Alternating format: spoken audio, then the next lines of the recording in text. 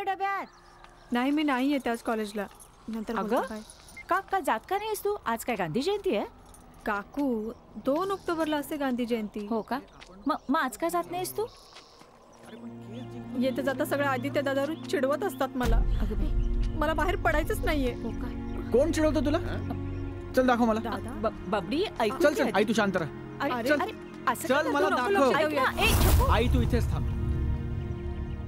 अरे ऐक ना, कशा लोकात ऐक ना दादा, राहू दे ना. बस.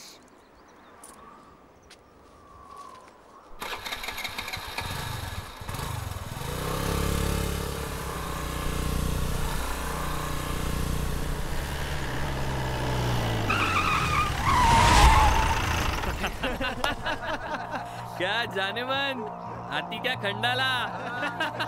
ए आता एक शब्द जरी बोललास ना माझ्या बहिणीला तर एकेकाला खरंच खंडाळ्याच्या घाटात पाठवेन. ए आम्ही तिला नाही, आम्ही तुलाच बोलतोय. दादा चल ना घरी. तू तिकडे थांब. अरे तू नको यांच्या तू नादी लागू. तिकडे थांब. ए तू जा ना घरी. तिला राहू दे ना इथं. काय काय पिंकी.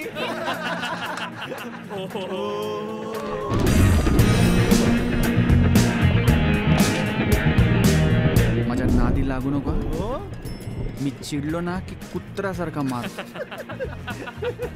तू कसा मारशील असा?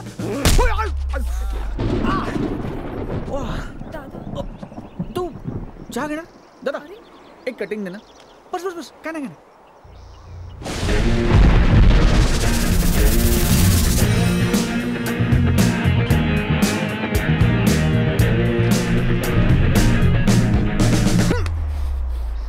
ऐक ना, मी काय म्हणतो, माझी बहीण बरोबर आहे. मग नको ना तुझ्यासमोर मला मारू. प्लीज सॉरी म्हणतो बस. Please sorry.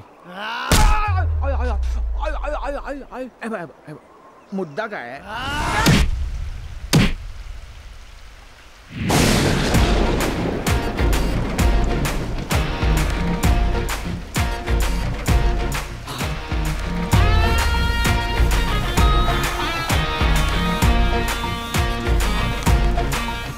जा तू चहा घे. आणि तू? मी याला घेतो.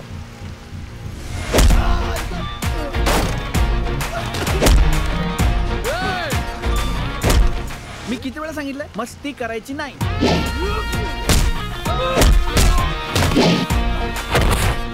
मी एकदा चिडलो ना की कुत्र्यासारखं मारतो. तू नको काळजी करू. तो मारतोय की नाही आपल्याला काय करायचंय.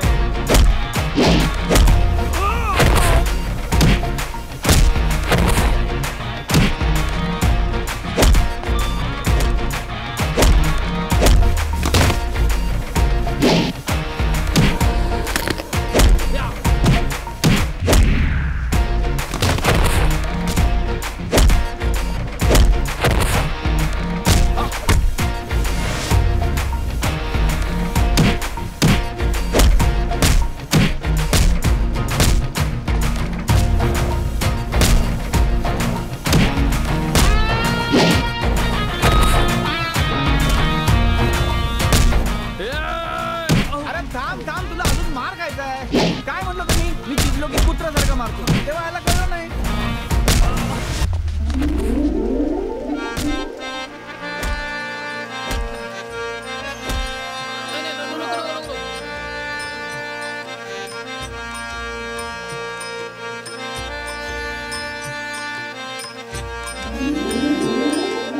बघा मासाहेब, मी तुम्हाला म्हणलं नव्हतं हे दोघं एकमेकांसाठीच जन्माला आले.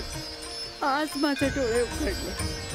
माझ्या आदित्याला कोणी सांभाळू शकेल ना तर तो फक्त ऋषिकेशच. दाजी, देशमुखांना सांगा म्हणावं आम्ही तयार आहोत. अरे वा.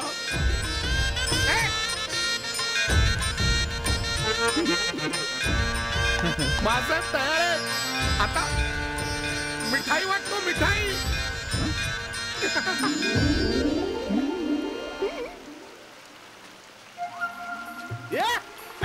आजी, आजी, आजी,